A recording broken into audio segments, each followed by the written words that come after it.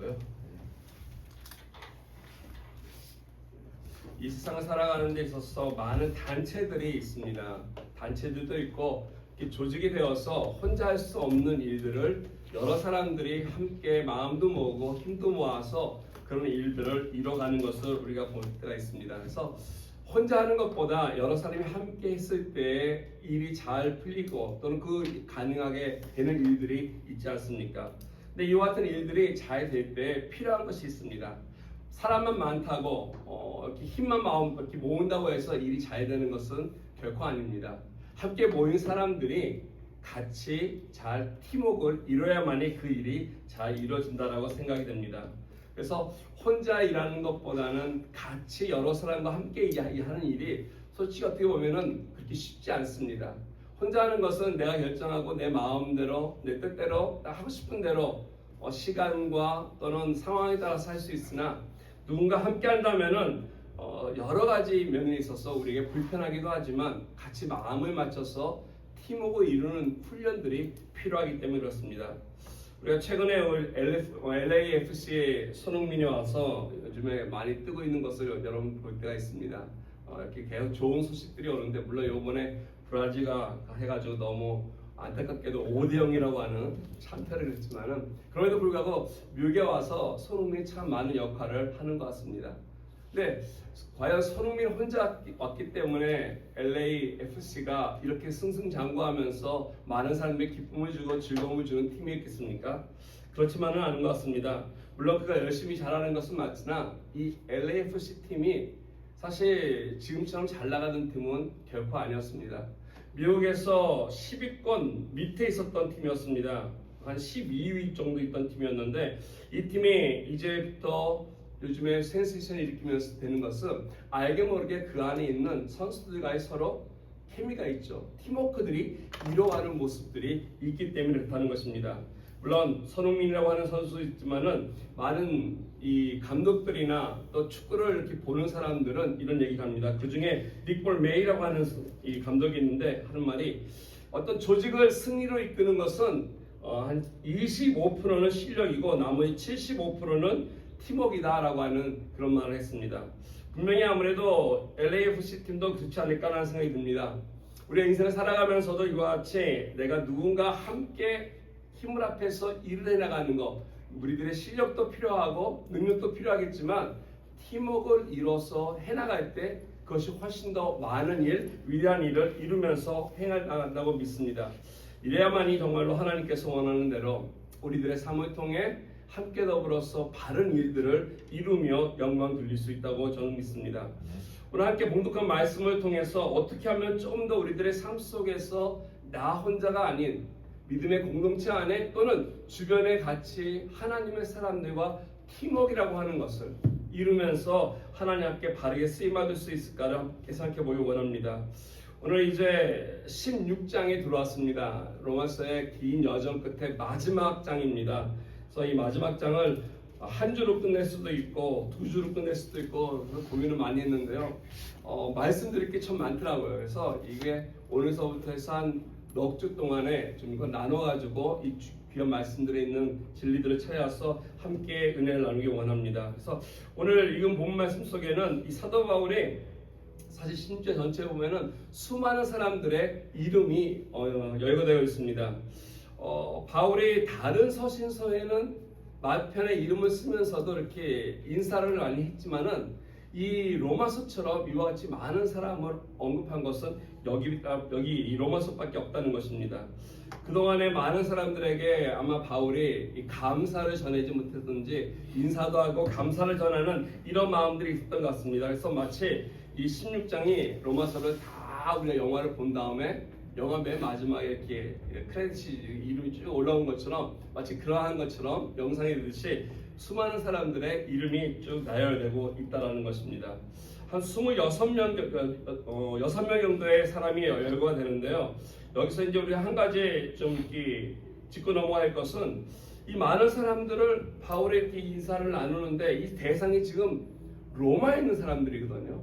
우리가 알다시피 바울은 로마를 방문해 본 적이 그 전에 없었고 로마 교회를 가고는 싶어 했으나 여러 차례 갈 길이 막혀서 가지 못했던 교회입니다. 근데 여기 보니까 어떻게 그곳에 있는 많은 사람들을 그가 알고 있었으며 그들에게 이와 같이 세세하게 안부를 전하고 감사를 표현하는 이와 같은 인사를 할 수 있었을까? 이거에 대해서 저도 그렇지만 읽는 사람들도 호기심도 있겠지만 많은 신학자들이나 성경학자들이 고민하면서 풀어냈던 것 같습니다. 뭐 여러 가지 이야기들이 많지만 다 말씀드릴 수는 없으나 D.W. 맨슨이라고 하는 교수님이 계신데 이 맨체스터 신학교 교수님인데 이분은 이렇게 얘기합니다. 하는 말이 이 로마서라고 하는 책의 이 서신이 바울이 이제 고린도에서 아마 그의 사역의 거의 마무리 단계에 있으면서 새로운 걸 시작하기 전에 새로운 곳에 가기 전에 그동안에 했던 모든 사역들의 경험을 통해서 그 어떤 지식과 경험을 잘 정리해 놓은 그래서 복음에 대한 것을 이렇게 잘 정리해서 쓰여진 이런 귀한 말씀이기 때문에 이 말씀을 잘 했던 이 책 가운데 이것을 교회에만 보내고 로마 교회만 읽는 것이 아니라 이것이 다른 교회들에게도 이렇게 회람이라고 그러죠. 돌려서 읽기를 그런 바람이 있지 않았나라는 생각하면서 이것을 다 하고 나서 1장에서 15장까지의 내용을 쓰고 맨 마지막 16장은 우리 오늘 읽었던 이 베베라고 하는 이 자매를 통해서 그 뒤에 이렇게 인사 받을 사람들 쭉 명단을 써붙이고 인사를 해서 첨부해가지고 로마 교회에 보내줬다는 것입니다. 그래서 다른 사본들 이거 외에도 로마서는 이제 많은 게 베꼈었는데 다른 사본은 1장 그 7절 말씀에 보면 로마라고 하는 단어가 다른 사본에 없는 그런 사본들도 발견이 된다는 것입니다. 이건 로마 교회 가기 때문에 로마라고 하는 단어가 들어있고 다른 사본들은 로마 교회가 아니라 다른 교회가 가기 때문에 이 로마라고 하는 대상이 빠진 상태로 이 로마서가 기록이 되어서 전달이 되었다라고 한다는 것입니다. 뭐 이렇게 되거나 저렇게 되거나 뭐 상관없지만 중요한 것은 이 16장을 보면서 우리가 알 수 있는 것은 그동안 사도 바울이 수많은 지역을 다니면서 복음을 증거하면서 사역을 할 때 혼자 하지 않았다라는 것입니다. 이 일을 독부장군처럼 은혜 받았다고 해서 혼자 나가서 복음을 전하고 사역을 하고 열심히 뛴 것이 아니라 많은 사람과 함께 이 사역에 동역했음을 우리는 이 말씀을 통해서 알 수 있습니다. 오늘 16장에 나타난 많은 인물들을 보면은 사도 바울이 그동안 맺었던 그 인맥이 얼마나 다양한지 알 수 있습니다. 유대인, 이방인 할 거 없이 귀족도 있고요. 또 노예 출신도 있고요. 심지어 부자도 있고 가난한 사람도 있습니다. 그리고 이름들 가운데는 여자들도 많이 나온다는 것입니다. 한 8명에서 한 9명까지 이 본문 속에서 여인들이 거론이 되는데요. 이처럼 사도 바울은 남녀 가리지 않고 어떤 출신 가리지 않고 하나님의 나라와 하나님의 교회를 세우기 위해서 복음을 증거하는 데 있어서는 다양한 사람과 함께 그가 섬기면서 사역했다는 것입니다. 그래서 어떻게 보면 하나님 나라를 위해서 수고하는 것이 내가 혼자 내가 가지고 있는 능력과 지식과 또는 내가 갖고 있는 백그라운드만 가지고서 하는 것이 아니라 정말로 혼자 할 수 없이 많은 사람들과 함께 더불어서 세워가고 이뤄가는 것이 하나님 나라의 사역이라는 것을 우리는 알 수 있습니다. 이런 면에서 교회라고 하는 것이 매우 소중하고 중요하다는 것이죠. 나는 교회 안 다녀도 돼. 그냥 내가 유튜브로 말씀 듣고 혼자 신앙생활 하지. 이것이 안 된다는 것입니다. 그렇게 하면 그것이 바르지 않다는 것이죠. 교회 공동체 안에서 협력하는 것을 배워가며 함께 더불어 그 안에서 성장하며 하나님의 뜻을 구별해서 하나님 나라를 이뤄가는 것이 바람직하기 때문에 이와 같은 팀으로서 하나님은 저와 여러분들을 불러주셨다는 것입니다. 이런 의미에서 저와 여러분들이 하나님의 일꾼인데 예수를 믿고 따르는 제자들인데 어떻게 해야만이 바르게 우리가 쓰임받으며 어떻게 해야만이 동역하며 살아갈 수 있겠습니까? 오늘 이와 같이 하나님 앞에 바르게 쓰임받기 위해서 한 팀이 되기 위해서는 오늘 말씀 속에 나와 있는 사도 바울이 소개하는 세 사람을 제가 오늘 말씀드리기를 원합니다. 물론 많은 사람들이 있는데 그것은 이제 다음 주에 이어서 해서 제가 더 소개해드리겠는데요. 오늘은 세 사람만 말씀드리기를 원합니다. 이 세 사람의 역할을 통해서 어떻게 사도 바울이 그동안에 사역을 하는 가운데서 하나님의 나라를 섬기고 또 그 은혜를 나눴는지를 같이 살펴보기 원합니다. 첫 번째는 하나님 나라를 잘 이뤄가려면 이 사람들 가운데 앞서갈 사람이 필요하다는 것입니다. 사람들 가운데 여러 가지 성향이 있는데 뭔가 좀 더 한 발 더 앞서서 다른 사람보다 뭔가 더 나가서 하나님 나라를 이뤄서 사역의 어떤 물꼬를 틀 줄 아는 이런 사람들이 이 팀 안에 필요하다는 것입니다. 다 같이 있는 것이 아니라 누군가 먼저 나서는 사람이 있어야 되는데, 오늘 본문 1절과 2절 보시면 베베라고 하는 한 여자분을 소개하고 있는데, 그분이 바로 그런 인물이라고 할 수 있습니다. 오늘 말씀 보니까 내가 갱그리아 교회의 일꾼으로 있는 우리 자매 베베를 너에게 추천한다 라고 바울은 베베 자매를 우리에게 소개하고 있습니다. 이 갱그리아라고 하는 이 지역은 사실 성경이 잘 나오지 않습니다. 근데 이 갱그리아는 어디냐면 고린도에서 매우 가까운 지역에 있는 위치에 있는 지역입니다. 그래서 아마 고린도 도시에 교회가 있었고, 그리고 거기서 좀 떨어져 있는 그 주변에 있는 갱그리아라고 하는 그 지역에도 또 교회가 생겼던 것 같습니다. 그래서 어떻게 보면은 고린도 교회의 지교회라고도 말씀드릴 수 있습니다. 한 9마일 정도 떨어진 곳인데, 이곳에서 사역하고 수고하는 이 베베를 오늘 보니까 그 교회의 일꾼이다라고 바울은 우리에게 소개합니다. 여기서 일꾼이다라고 이렇게 번역한 이 한국말 헬라어는 사실 잘못 번역이 된 거예요. 일꾼이 아니라 원래는 디아코노스라고 하는 단어인데, 디아코노스 하면은 영어로 하면 디켄, 집사라는 뜻이죠. 예, 집사라는 뜻으로 번역하고 있습니다. 그래서 이 디콘 하면은 이 또 디아코노스라고 하는 헬라어가 이 단어만큼은 재밌는 게 남성과 여성을 구분하지 않습니다. 웬만하면 남자, 여성 구분하는데 이 직분에 대해서는 구분이 없다는 것이죠. 그래서 많은 성경학자들 번역하면서 그냥 일꾼 이렇게 번역하는데, 킹 제임스도 마찬가지로 이걸 어떻게 번역하냐면 servant, 우리 한국말처럼 일꾼이다라고 번역을 하고 있다는 것이죠. anyway, 어떻게든 간에 중요한 것은 이 여자가 그냥 사람이 아니라 바울과 동역했다는 거죠. 바울과 함께 일을 했다라는 것입니다. 그래서 사도 바울이 로마서를 다 기록한 후에 아마 이 베베 자매를 통해서 이 서신서를 로마에 있는 교회에 전달이 되었을 거라고 봅니다. 그래서 오늘 1절과 2절 말씀에 보면 이 베베 자매를 소개하기 위한 일종의 추천서라고 이렇게 그 로마 교회에 보내는 것이 아닌가 생각이 됩니다. 그 2절에 보면은 그 추천한 이유가 밝혀지고 있는데요. 2절에 이렇게 나와 있죠. 너희는 주 안에서 성도들의 합당한 예절로 그를 영접하고 무엇이든지 그에게 소용되는 말을 도와줄지니 이는 그가 여러 사람과 나의 보호자가 되었다라고 바울은 이유를 밝히고 있습니다. 이 보호자라고 하는 단어가 이제 protect, 뭔가를 이렇게 하는 그 나를 이렇게 도와주는 이런 그런 의미보다도 이 단어에 담겨 있는 그 도움을 주는 것은 재정적인 도움의 역할을 지원했다라고 하는 그 뜻을 더 담고 있습니다. 아마도 이 베베라고 하는 이 자매가 사용하면서 바울에게 있어서 여러 가지 면에서 적극적으로 재정적으로 지원도 해주고 수고할 때 필요한 많은 물질적으로 섬겨줬던 것 같습니다. 그래서 하나님의 교회를 위해서 또 사역을 위해서 적극적으로 먼저 나서서 도와주는 그러한 여인이 이 베베가 아니었나 생각이 됩니다. 아마 이분 성격 자체가 어떻게 보면 가만히 앉아 계시지 않고 먼저 나서서 뭔가 일을 시작하는 그런 성품이 아니었나. 그래서 물꼬를 트고 시작을 해가지고 앞장서기를 원하는 사람. 그래서 아마 그런 성향을 잘 알고 있었던 바울이었기 때문에 베베 자매를 통해서 서신서를 보내는 것이 로마 교회에 적합할 것이다라고 생각이 된 것 같아서 자기가 가기 전에 먼저 그녀를 통해서 그곳에 가서 준비할 것들을 준비해 놓을 수 있는 이런 성향의 사람을 아마 베베를 선택해서 추천하지 않았나 생각이 됩니다. 사실 그러고 이 서신서가 로마에 도착한 후에 최소한 2년에서 3년 뒤에 바울이 그 교회를 방문한다는 것을 여러분 잘 아실 것입니다. 그래서 바울이 2, 3년 후에 로마에 갔을 때 아마 베베 자매가 먼저 그곳에 가서 잘 길을 터놨기 때문에 로마 교인들이 바울이 왔을 때 마중나라 가는 때 어려움 없이 아주 흔쾌히 바울을 맞이했고 함께 같이 그곳에서 교제 나누며 사역들을 이야기 나눴을 것입니다.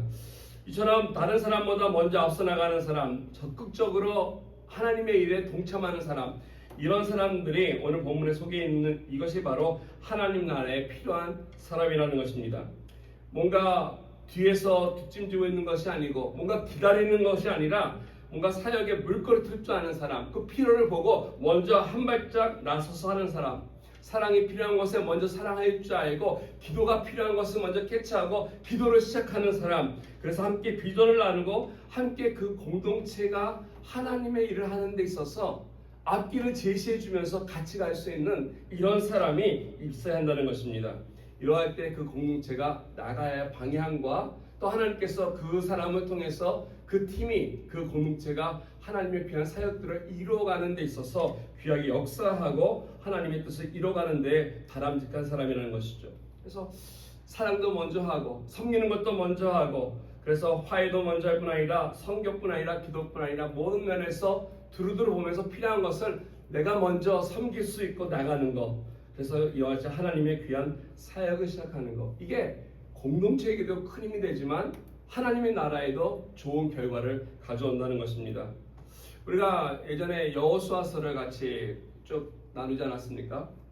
여호수아 1장에 보면은 이제 모세가 리더십을 내려놓고 여호수아가 이 리더십을 이어갑니다. 그래서 많은 이 지파들이 여호수아의 리더십 아래서 가나안에 들어가야 되는데 과연 그들이 모세가 아닌 여호수아의 리더십을 따라서 가나안에 들어가서 정복할 것인가? 왜냐하면 가나안의 땅은 쉽진 않았습니다. 여러 족속들이 이미 살고 있었고 거대한 족속들이었고 어려운 지역이었기 때문에 그들과 가서 우리 왔으니까 땅 내는 곳이요 그러면은 아 그렇습니까 하고 편히 사십시오 할 수 있는 그런 사람들이 아니었기 때문에 생명을 걸고 싸워야 했고 그것에서 많은 어려움과 헌신이 필요했던 그러한 상황 속에서 1장 14절 여호수아에 보면은 이 정복 앞에 먼저 나서는 사람들이 있었다는 거죠.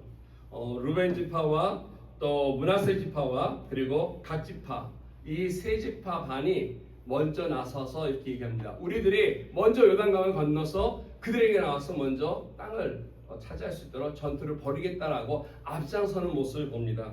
정복이 시작되기 전에 형제들보다 먼저 건너가서 이 일들을 준비하면서 뒤에 이제 올 다른 나머지 이스라엘 사람들을 준비시켜서 하나님께서 원하시는 가나안 정복을 잘 이뤄갈 수 있도록 앞서 나가는 소위 이와 같이 사역을 시작할 줄 아는 이 같은 헌신하는 마음들이 있는 사람들입니다. 결국 그들을 통해서 길목이 트이고 그리고 가져온 결과는 알다시피 좋게 아름답게 가나안 땅을 잘 하나님 뜻 가운데 정복을 하고 그곳에 안착하게 됐다는 것입니다. 이런 측면에서 우리가 하나님의 일을 같이 하면서 같이 팀워크 할 때 가만히 그냥 뒤에 서서 관망만 하는 것이 아니라 필요한 경우에 뛰어들 수 있는 사람, 먼저 물꼬를 틀 수 있는 이런 사람이 될 때 하나님의 축복을 나눌 수 있다는 것이죠. 먼저 하고 손을 들 수 있는 이런 사람들이 필요하다는 것입니다. 여러분 아시다시피 펭귄이 북극에는 살지 않아요. 근데 어떤 만화 보면은 북극곰이랑 펭귄이 같이 있을 때가 있어요. 그건 잘못된 거거든요. 북극에는 북극곰만 살고요. 펭귄 남극에만 삽니다. 근데 펭귄들이 참 재밌는 게 떼를 지어서 있으면서도 이 떼들이 막 움직일 때 이들이 바다에 나가서 이제 암컷이 갔다가 돌아오면은 이제 알을 낳고 새끼를 이제 기르기 위해서는 음식이 필요할 때 수컷들이 나가서 이제 물고기 잡아야 되는데 다 와서 이 가까이 바닷가에만 서 있어요. 막 밀려 있어요. 근데 그때 무엇이 필요하냐면 퍼스트 펭귄이 필요하다는 것이에요. 퍼스트 펭귄. 어떠한 펭귄이 그 가운데 먼저 풍덩 한 마리가 딱 들어가면 나머지 수백 수천 마리 펭귄들이 다 따라 들어가요. 그 한 마리가 풍덩 들어가기 전까지는 다 어서 한참 기다립니다. 근데 한 마리가 먼저 들어가면은 그 다음에 이 퍼스트 펭귄이 필요해요. 근데 왜 안 들어가냐면 그 앞에 돌고래가 있고 또 그 앞에 그 맹수들이 기다리고 있기 때문에 그게 보이거든요. 들어가면 잡혀 먹는거든요. 그래서 다 우물쭈물하고 있을 때 퍼스트 펭귄이 필요해요. 그래서 한 마리가 들어가면은 모든 펭귄들이 들어가서 그들이 다 먹을 걸 갖고 살 수 있는 이런 일이 일어난다고 합니다. 나중에 어떤 사람이 인터뷰할 때 그 첫 번째 펭귄에게 물어봤대요. 어떻게 너 그렇게 들어갈 수 있었냐 했더니 난 모르겠는데 어떤 놈이 나 밀었어 라고 얘기하는 그런 얘기도 있는데 제일 중요한 것은 그런 것 같아요. 용감하게 물꼬를 틀지 않는 하나님부터 그런 비전을 받고 그런 성경을 받고 그래서 하나님 앞에 그 공동체가 복음의 길도 열릴 뿐 아니라 아름답게 세워지는 귀한 섬김이 있을 때 이런 하나님의 나라의 일을 먼저 시작하고 순종하면서 돕는 사람이 하나님의 이 팀워크에 필요하다는 것입니다. 또 한 사람이 필요합니다. 또 한 사람은 어떤 사람이냐면 오늘 말씀 보니까 함께 같이 갈 사람이 필요하다는 것입니다. 나보다 먼저 앞서가서 우리 팀보다 먼저 앞서가서 우리가 갈 곳을 준비하면서 그 사역에 앞길 기자비가 해줄 사람도 필요하지만은 또한 누가 필요하면 나와 함께 동행하면서 나를 도울 수 있는 사람들이 있을 때 그 하나님의 일이 바르게 잘 진행이 된다는 것입니다. 오늘 본문 3절과 4절에 소개되고 있는 브리스가와 아굴라 부부라고 하는 사람들이 있는데 그분들이 이와 같은 케이스라고 말씀드릴 수 있습니다. 오늘 3절 보니까 이렇게 나와 있습니다. 너희는 그리스도 예수 안에서 나의 동역자인 브리스가와 아굴라에게 문안하라 라고 얘기하면서 이들이 부부라고 하는 사실을 우리에게 말씀해 주고 있습니다. 우리가 이제 한국말이 아니라 다 이름들이 외국 이름이라 누가 남자고 누가 여자인지 모르지 않습니까? 누가 남편일까요? 아굴라가 남편. 공부한 사람들은 알죠. 똑똑하신 분이에요. 예, 다 많은 사람들은 뭐 브리스가가 만약 부부라면 브리스가가 남편이 아닐까 많이 생각들 하죠. 왜냐하면 주로 남자들이 앞서는 그런 시대였기 때문에. 근데 오늘 보니까 사실 지금 말씀하신 것처럼 이 브리스가가 여성입니다. 와이프고 이 아굴라가 남편 되시는 분입니다. 신약 성경에 이들 부부가 한 4번 정도 언급이 됩니다. 바울이 4번 언급되는데 4번 언급된 중에 다 보면은 브리스가가 먼저 언급이 되고 있다는 것입니다. 바울이 왜 그랬을까? 많은 사람들이 주로 남자와 여자였으면 남편을 먼저 언급하는 것이 그 어떤 보통적인 일반적인 것인데 왜 바울은 유독 이들을 언급할 때 브리스가를 먼저 했을까라고 하는 이런 궁금증을 우리에게 유발하다는 것이죠. 아까 바울이 좀 이상할 때 있어요. 이렇게 보면은. 그래서 고민하게 되죠. 답은 안 주고 이 문제만 제시를 해요. F.F. 브루스 학자님이 이거를 쭉 보면서 이런 얘기를 합니다. 혹시 브리스가가 더 성숙했기 때문이 아닐까 이렇게 얘기도 하는데요. 글쎄 그건 모르겠습니다. 누가 더 성숙했는지 그게 모르겠으나 윌리엄 바클레이 박사님이 이분은 이제 신약성경에 대한 대가인데 신약성경을 참 많이 연구하고 그 히스토리적인 배경을 많이 연구하신 분인데 이분이 이러한 이화를 하나 소개하고 있습니다. 사실인지는 모르겠어요. 근데 추측인데 가능성도 있는 이야기입니다. 이탈리아의 로마에 가면은 비아 시실리아라고 하는 그러한 지역이 있습니다. 거기 가면은 Church of Saint Prisca라고 하는 성당이 있어요. 그러니까 프리스카라고 하는 이 브리스가라고 얘기할 수 있죠. 성 브리스가 교회가 그곳에 세워져 있다고 합니다. 거기에 누가 있냐면 이 브리스가의 무덤이 있다라는 거예요. 브리스가 죽은 곳 위에 그 기념하는 기념교회가 세워져 있습니다. 그래서 이 브리스가라고 하는 이름 자체가 로마식 이름입니다. 우리가 이게 뭐 로마식인지 중국식인지 중국은 아니지만 적어도 어느 나라인지 모르겠지만 이 브리스가는 로마 사람들이 쓴 로마식 이름입니다. 아까 우리가 먼저 봤던 이 베베라고 하는 이 베베의 이름은 헬라 사람들의 이름이고요. 이름 성격이 틀립니다. 그래서 이름을 보면서 이게 우리가 어느 나라 사람인지를 좀 구분할 수 있는데 이 브리스가라고 하는 이 사람이 그 가정이 굉장히 좀 그 당시에 로마에서 권위가 있었던 그런 가정이라는 것이죠. 법관을 지냈던 법정관을 카운슬을 지냈던 그러한 중요한 관직을 맡았던 그런 가문의 사람이었습니다. 그래서 로마의 법정관을 지냈던 이 아실루스라고 하는 사람인데 이 아실리우스 가문이 묻혀 있는 땅이 바로 그것인데 이 아실리우스의 패밀리 중에 하나가 바로 이 오늘 말씀에 나오는 브리스가라는 것이죠. 그래서 어떻게 보면 이 브리스가는 일반 사람이 아니라 귀족에 속해 있었고 그리고 귀한 직분의 자녀였다는 것이죠. 그래서 그런 가정의 딸이었다는 것입니다. 그러면 아굴라는 어떤 사람이었을까? 아굴라는 이름 자체가 유대인입니다. 유대 이름입니다. 그래서 그럼 이 사람은 로마 사람이고 남편을 유대인이라는 걸 알 수 있죠. 그러면 이 아굴라는 어떤 사람이었을까? 유대인 때문에 그곳에서는 이렇게 위치가 사회적으로 높진 않았습니다. 아마 상인이었을 수도 있고요. 텐트를 만드는 사람이었기 때문에 그럴 수도 있으나 또는 노예 출신일 수도 있습니다. 노예가 되어서 어떻게 이렇게 가지고까지 팔려왔을 수도 있습니다.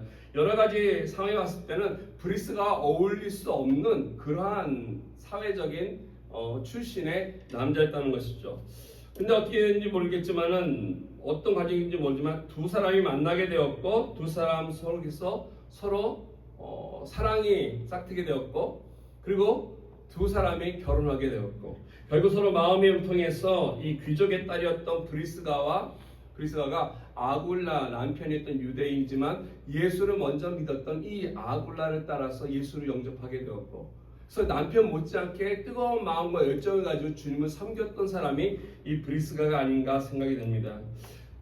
전승에 가면은 이 아실루스 그렇죠 브리스가의 그 위에 있던 그 패밀리가 로마 황제로부터 박해받고 순교를 당했다라고 하는 그러한 기록이 있습니다. 그래서 이제 거기에 이제 기념 교회가 세워진 것이기도 하죠. 그래서 보면은 이 브리스가를 통해서 그 가족이 그 귀족 가족이 다 예수를 믿게 되었다는 것을 우리가 또 알 수가 있습니다. 그래서 아굴라를 통해서 복음을 받게 되었고 뭐 어떻게든 간에 부부가 됨으로 인해서 이 온 가족이 다 예수를 믿게 되었던 이 귀한 가족이 있지 않았을까 생각이 됩니다. 이처럼 그들이 로마에 있으면서 복음을 전할 뿐 아니라 이들이 아무래도 로마의 교회를 세우는 이 로마 교회에 세울 때 큰 역할을 했던 사람들이 아니었을까 하는 것이 많은 성경학자들의 이 밝혀진 연구의 결과라는 것이죠. 그래서 로마 교회의 주된 사역과 역사를 이들이 했을 것이라는 것이죠. 근데 이와 같은 브리스가와 아굴라가 로마 교회를 잘 섬기다가 로마를 한 번도 가지 못했던 바울을 어떻게 만나게 되었을까? 그건 바로 이 클라우디오의 황제 때 여러분 알다시피 모든 유대인들을 다 추방시키는 일이 있었습니다. 아굴라가 유대인이었기 때문에 추방당하는 과정 속에서 브리스가 같이 아굴라의 동행함으로 인해서 그 로마를 떠나서 그들이 간 곳이 바로 고린도였습니다. 이 고린도에 가서 뭐 먹고 살 게 뭐가 있겠습니까? 아예 갖고 있던 직업이 바로 텐트를 만드는 천막 만드는 일이었으니까 일을 하다가 같은 업종이었던 유대인을 만납니다. 복음에 뜨거웠던 사람, 열심히 전하는 사람 누구겠습니까? 바울을 만난 것이죠. 바울 또한 이 천막을 만들면서 그곳에서 사역을 하고 있었기 때문에 두 사람이 같이 의기투합이 되었고 마음이 통하게 되었고 결국 그 두 사람이 통해서 고린도의 교회가 세워지게 됐다는 것입니다. 그래서 고린도 교회는 이 아굴라 브리스가와 또 바울을 통해서 아름답게 고린도 교회가 세워지고 그것을 개척해서 섬기다가 이 바울이 에베소로 옮기게 되자 나중에 또 이 브리스와 아굴라 부부가 고린도 교회를 다른 지도자들에게 맡기고 바울을 따라서 에베소로 옮기게 되었습니다. 그리고 오늘 말씀해 보듯이 사역을 다 마치고 바울이 이제 계속 아마 그런 얘기를 했겠죠. 언젠가는 이 아굴라 브리스가를 통해서 로마에 대한 교회를 많이 이야기 들었을 테니까 그곳에 있는 교회를 소식 듣고서 언젠가는 그곳을 방문하고 싶었던 마음을 아마 전하지 않았겠습니까? 그래서인지 모르겠지만은 이 바울이 갖고 있었던 로마 방문의 계획을 알고 먼저 이들이 기회가 됐을 때 바울보다 먼저 로마에 가서 바울을 기다렸다는 것입니다. 어디 가든지 항상 그림자처럼 섬기면서 같이 동행하면서 바울을 섬겼던 이와 같은 귀한 부부, 이와 같은 사역자, 이들을 오늘 바울은 뭐라 부르냐면 나의 동역자라고 그들을 부르고 있습니다. 동역자, 어떻게 보면 귀한 말입니다. 함께 하는 것, 함께 마음을 나누고 함께 일을 하는 사람, 한 곳을 향해서 같이 달려가는 목표와 같은 사람을 동역자라고 이야기합니다. 이들의 동역의 깊이가 어느 정도인가 하면 오늘 4절 말씀해 보니까 바울을 향해서 어떤 마음과 어떤 애정을 가지고서 간절한 마음으로 섬겼는지를 이렇게 표현하고 있습니다. 그들은 내 목숨을 위하여 자기들의 목까지도 내놓았나니 나뿐 아니라 이방인의 모든 교회도 그들에게 감사한다라고 하면서 이 바울의 이 아굴라와 브리스가 이 부부가 얼마나 자기와 함께 바울을 아끼고 섬기고 지키고 보호하고 이 사랑했는지를 잘 얘기하고 있습니다. 여기 보니까 내 목숨을 위해 목까지 내놓았다. 이거 문자 그대로입니다. 집행자에게 정말 이 칼날이 목에 내리기 전에 대신 목을 내놓을 정도로 그러한 어떤 일이 있었는지 모르겠지만은 그와 같이 자기의 목숨을 아끼지 않고 바울을 섬기고 도왔던 이런 귀한 분이라는 것이죠. 많은 사역자들과 목회자들이 이들을 보면서 연구하면서 그런 얘기합니다. 이와 같은 부부가 교회에 한 쌍이라고 있다면 정말 행복한 목회자라고 그러는데요. 저는 여러 번 경험했습니다. 정말 행복한 목회자. 오늘 저희 교회도 마찬가지고요. 뭐 우리 이수건 사님 또 우리 제니프 사님뿐 아니라 우리 김수집 사님도 마찬가지고 이제 함께하는 우리 이영명 성도님 마찬가지일 것 같아요. 정말 서로가 위해서 같이 기도하고 아끼면서 함께 하나님 나라를 통해 갈 수 있는 것.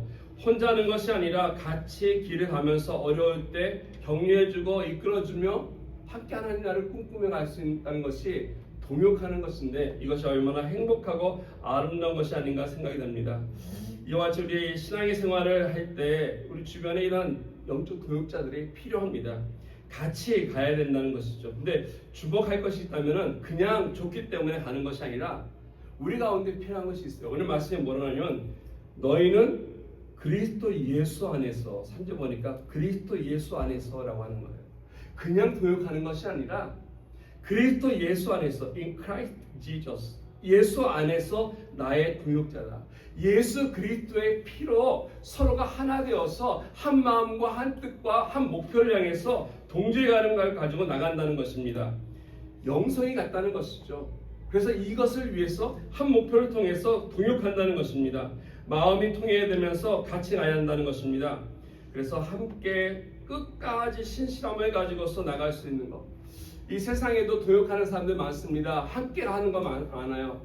뭐 여러 가지 동창회 같은 것들 또는 같은 취미를 갖고 있는 사람들, 같은 출신들이 모인 여러 가지 모임들이 있는데 이런 세상적인 모임과는 너무나 다릅니다. 오늘 말씀 속에 있는 것은 예수 그리스도 안에서 하나님 나라를 꿈꾸고 하나님의 복음을 통해서 이 세상을 구원하시고자 하시는 하나님의 놀라운 계획을 아름답게 이뤄가는데 같이 이 일을 위해서 목숨을 내놓고 갈 수 있는 동반자를 오늘 바울은 이렇게 얘기하고 있습니다.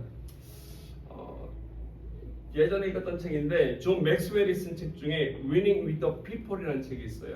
사람과 함께 승리하라라고 하는 제목의 책이 있는데 거기 보면은 한 가지 스토리를 소개하고 있습니다. 이 관계성에 대한 스토리를 소개하는데 뭘 얘기하냐면 Fox Hole Principle이라고 하는 즉 폭스는 여우인데요. 여우 굴의 원리라고 하는 이런 단어가 있어요. 이 Fox Hole 이걸 뭐라 하냐면 군대에서 쓰는 단어인데 이걸 참호라고 참호로 이렇게 부른다고 그래요. 그러니까 2차 대전 때 보면 이렇게 적군이 오기 전에 이 참호를 파가지고 그 밑에서 총탄도 피하면서 하는 그 참호를 이 Fox Hole이라고 불러요. 이걸 이제 그 여우 굴이라고 부르는데 그런 사건이 있었다고 합니다. 이 시티 템플 영국에서 목회하던 이 목사님이 이야기하는데 2차 대전 때 두 병사가 싸울 중에 한 병사가 총탄을 맞고 쓰러졌다는 것이죠. 그래서 거기에 빠졌다는 것이에요. 빠져가지고 있는데 그것을 보고 있었던 다른 병사가 총탄이 빗발치는데 불구하고 뛰쳐나가려고 그러니까 중대장이 그를 말렸다는 거죠. 너 지금 나가면은 죽는다는 거예요. 근데 눈앞에 자기의 동료가 총을 맞고 죽어가고 있는 것이 보이는데 이 친구가 나가서 구하려고 하니까 중대장이 말리는 것이죠. 그럼에도 불구하고 이 친구가 간다는 것이에요. 일어나서 달려가서 그 친구를 데리고 돌아왔습니다. 데리고 돌아왔는데 안타깝게도 그 친구는 이미 세상을 떠났어요. 처음에 죽었던 거죠. 늦었던 거죠. 누가 왔더니 중대장이 얘기합니다. 뭐냐면 I told you. 내가 말하지 않았냐. 죽었다. 너도 죽을 것이다. 했더니 그 데리고 온 친구가 이렇게 얘기합니다. 그렇지 않습니다. 하면서 한 말이 내가 그 친구에게 갔을 때 그 친구가 나에게 한 말이 있습니다. Jim, I know you will come. 네가 나한테 올 줄 알았어. 라고 한마디를 하고 이 친구가 눈을 감았다는 것입니다. 아무리 어려운 상황이었지만은 자기가 생명을 잃을 거 알았지만 자기도 죽고 하고 있었지만 자기를 위해서 저 친구가 달려올 줄을 알고 있었다, 믿고 있었다, 확신하고 있었다라고 하는 이러한 고백이 있었다는 것이죠. 이와 같은 친구를 Fox Hole Friend라고 부른다고 합니다. 그러니까 즉 생명을 우리 전우라고 그러죠, 우리 한국말로.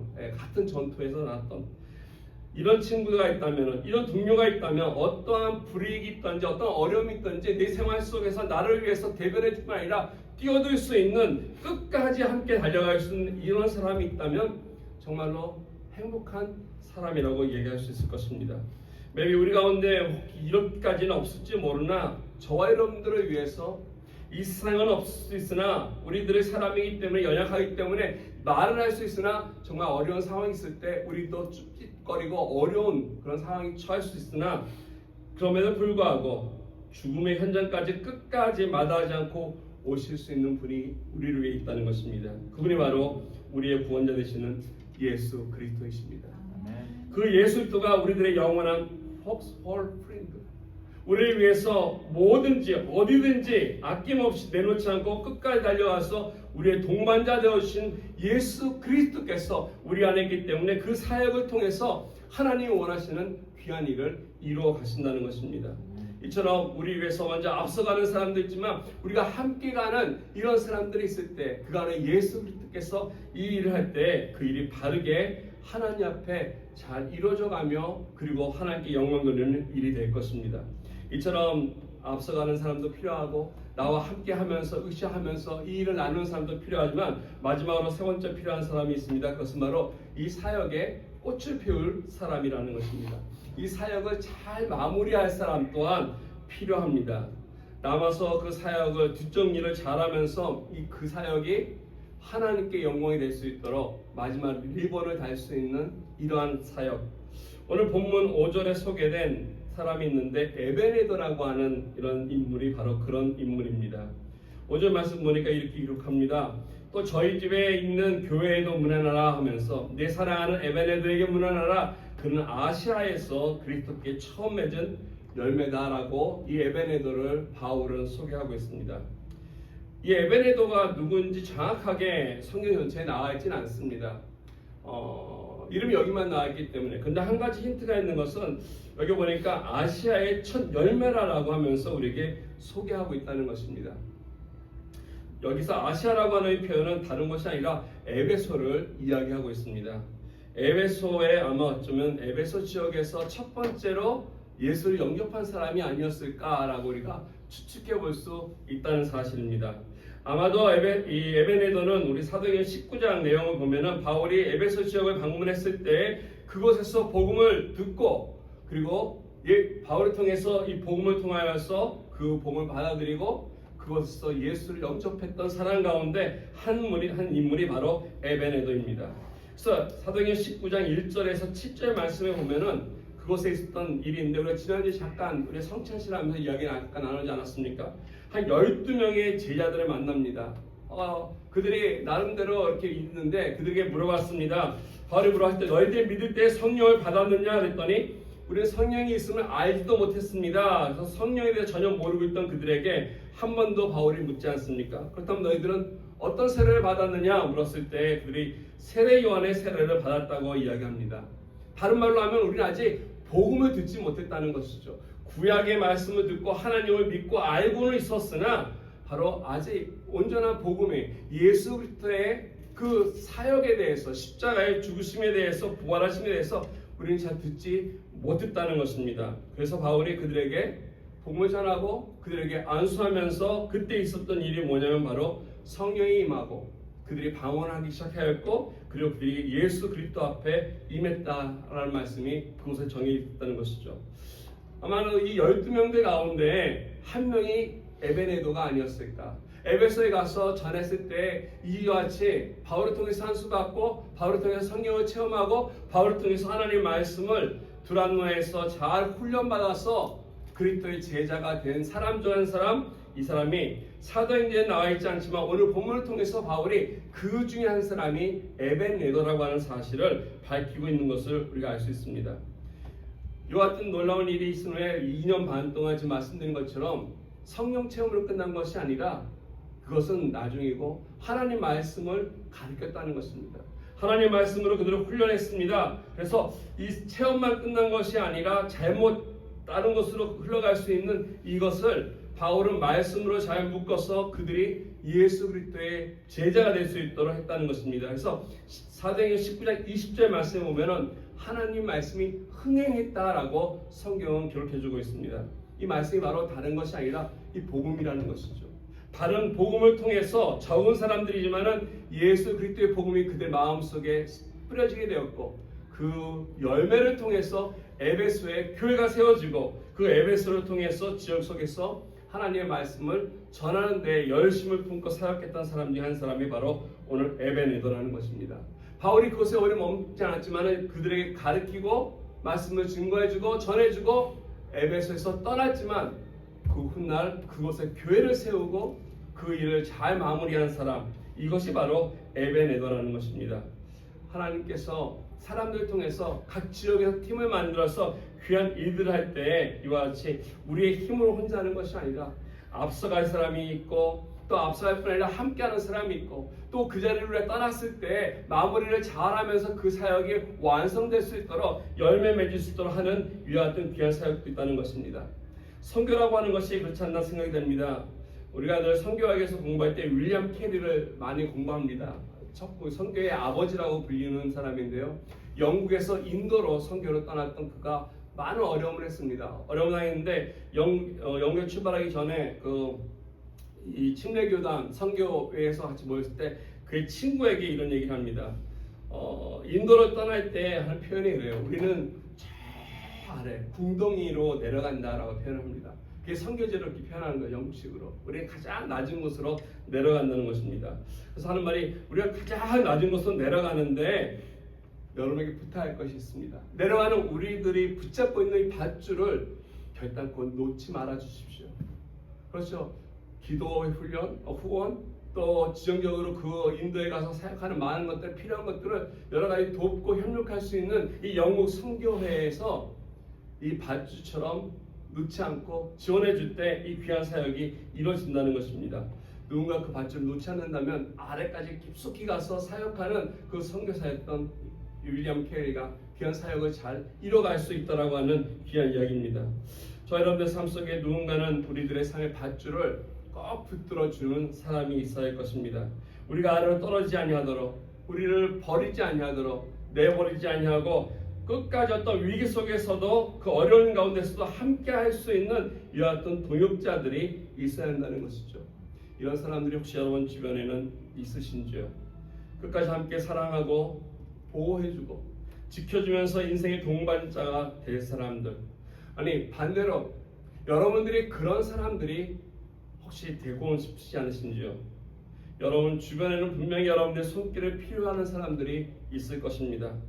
여러분의 가정에도 여러분이 앞서가는 사람들이 되어야 할 것이고, 여러분의 자녀들을 위해서 또는 남편이나 아내들을 위해서 여러분들이 이와 같은 귀한 사람들이 되어서 앞서가거나 함께 가거나 또는 마무리 일을 잘 감당하는 이런 팀원이 되어서 하나님이 원하시는 귀한 일들을 이루어가는, 같이 더불어 팀으로서 좋은 결과를 통해 영광 돌리는 사람들이 되어야 할 것입니다. 일본 시인이면서 작가였던 루케이드라고 하는 사토라는 분이 이런 얘기를 했습니다. 서로 떨어져 있으면 한 방울에 불과하지만 함께 모이면 우리는 바다를 이룰 수 있다라고 했습니다. 우리 한 사람 한 사람은 연약한 존재지만, 부족하지만 형편이 없지만 서로가 함께 있었다면 우리가 함께 모여서 아름다운 바다를 이뤄서 그 바다를 통해 복음의 이름으로 하나님의 나라를 이루할 때에 하나님께서 어떤 팀을 찾고 계신다는 것입니다. 한 명의 슈퍼맨이 아니라 함께 하나님의 뜻을 이루기 위해서 이 땅 가운데 우리를 불러주시고, 그래서 그 일을 통해 기뻐하시는 우리 주님을 바라보면서 나갈 수 있는 저 여러분 되기 바라겠습니다. 그래서 우리 이니시티브를 갖고서 물 것도 두고 함께 동역하면서 섬길 때 우리 주님께서 더욱더 기뻐하실 것입니다.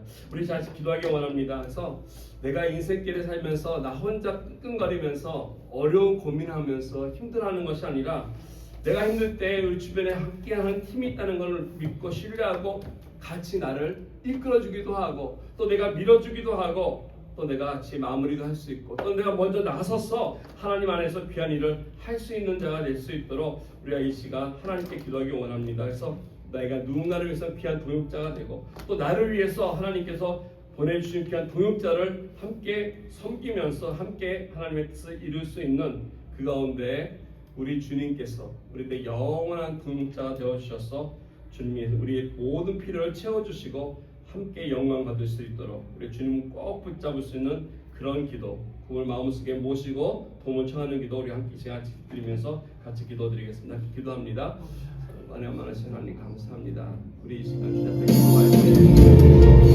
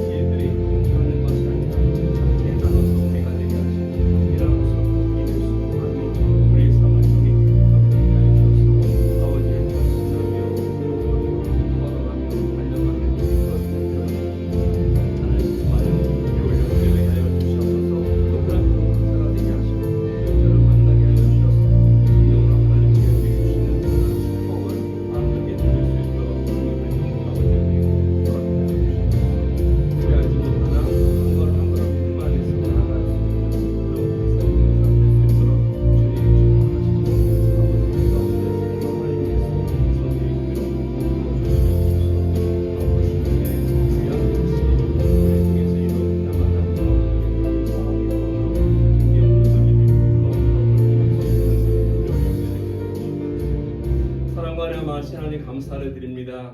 아버지께서 이 땅 가운데 살아가는 우리들을 홀로 걷게 하지 아니하시고 한 팀으로 묶어 주셨습니다. 아름다운 올리원교회를 주님께서 허락해 주셔서 정말로 예수 그리스도의 귀한 몸을 이루는 우리들이 한 지체로서의 귀한 역할을 잘 감당할 수 있도록 성령의 충만함을 더하여 주시옵소서. 하나님, 우리 마음속에 앞서가기도 하고 우리 마음속에 함께 동역하기도 하고 또한 남아서 뒷정리를 하면서 귀한 일들이 아름답게 열매로 맺어질 수 있도록 수고하는 헌신하는 우리 한 사람 한 사람 되어서 우리 하는 모든 것들이 내가 한 것이 아니라 하나님께서 그리스도를 통하여서 아버지 영광을 위해서 한 일이 될 수 있도록 주님 도와주시옵소서. 힘없게 아름답게 이루어져서 하나님께 영광 돌리고 우리 삶 속에 즐거움과 기쁨 가운데 우리들의 인생을 살아갈 수 있도록 성령 하나님 동행하여 주시며 축복하여 주시옵소서. 예수님의 이름으로 기도드렸습니다. 아멘. 네, 감사합니다. 교회 소식 잠깐 말씀드리겠습니다. 어제 아니라 금요일이었죠. 여러분들, 우리 교회는 7080 그 모창 캠에 100% 출석하는가? 100% 출석하는 것 같은데 다른 교회 여러 교회들이 오셨는데 또 여러 목사님들도 오셨는데 그러면서도 기분이 좋더라고요. 그래서 우리 교회 분들은 다 오셨는데 그런 마음들이 좀 있는데요. 너무 감사드리고요. 또 같이 여러분 또 귀한 시간 나눌 수 있을까 생각이 됩니다. 또 기도하면서 또 내년에 또 될지 모르지만 이런 것들을 또 우리가 계획하고 이런 면에 있어서 우리 김 집사님 앞서가신 분이에요. 먼저 비전 제시를 하고 이것에서 같이 하자 했을 때 또 같이 감사하게도 또 다른 목사님과 함께 도역하면서 이들이 별거 아닌 것 같은데도 하나하나 해나가면서 귀한 결과로 우리들도 즐겁고 또 하나님께 영광이 되고 또 이것이 또 어떻게 될지 모르겠지만은 또 많은 사람들에게 위로도 되고 회복될 수 있는 그런 사역 중에 하나가 되지 않을까 생각이 듭니다. 이제 저희가 요번 주 아니고 다음 주 금요일 날은 특별히 세계 선교교회 다녀가신 우리 김창수 목사님이 우리 교회 한번 방문해 주셔서 같이 말씀을 좀 나누고 같이 기도하고 싶다고 말씀해 주셨는데 같이 늘 사역하시는 목사님인데 주일 날은 우리랑 같이 예비자에 똑같기 때문에 못 오시고 그래서 금요일 날 기도회 때 오신다. 그래서 이번 주 금요일 아니고 다음 주 금요일 날 이제 오시거든요. 여러분 기억하시고 함께 참석해서 우리가 금요 기도회지만은 예배라고 한번 생각하시면서 말씀 듣고 나중에 또 남은 시간 여러분들 이제 자유롭게 기도할 수 있는 시간 드리고 같이 기도회로 마무리하도록 하겠습니다. 기억하시고 나머지 광고는 주보로 참고해 주시고요. 그러고 나서 우리 특별한 건 오늘 또 아마 11월 둘째 주에 우리가 빌립보서를 세미나를 할 생각을 하고 있습니다. 그래서 11월 첫째 주까지 로마서가 끝나고요. 저희들 계획해 놓은 그때까지 로마서 하고 그때까지 우리가 요한복음을 주일날 공부하고 11월 둘째 주에 빌립보서를 시작하면서 그날 빌립보서 전체 세미나를 한번 하고자 합니다. 그래서 혹시 여러분 주변에 누구라도 있다면은 11월 둘째 주일날 우리가 빌립보서 성경 세미나를 하도록 하겠습니다. 그럼 그 이후부터는 우리가 좀 더 주일마다 빌립보서를 우리가 공부해 나가면서 같이 말씀을 더욱더 좀 더 깊이 묵상하고 또 잘 적용하고 배워볼 수 있는 시간 되기를 바랍니다. 나름대로 그렇게 좀 계획을 하고 있습니다. 여러분 기도해 주시면서 이렇게 계획하는 것들이 또 우리 삶 속에 유익하고 또 우리 신앙에 도움이 돼서 우리가 성장하는데 조금 더 하나님 앞에 나가는데 영광 돌릴 수 있는데 쓰임 받을 수 있도록 여러분들 같이 잘 기도로 섬겨주시기 바라겠습니다. 나머지 한번 주고 참고해 주시고요. 이 시간 일어나서 마지막 찬양 드리고 축도함으로 주일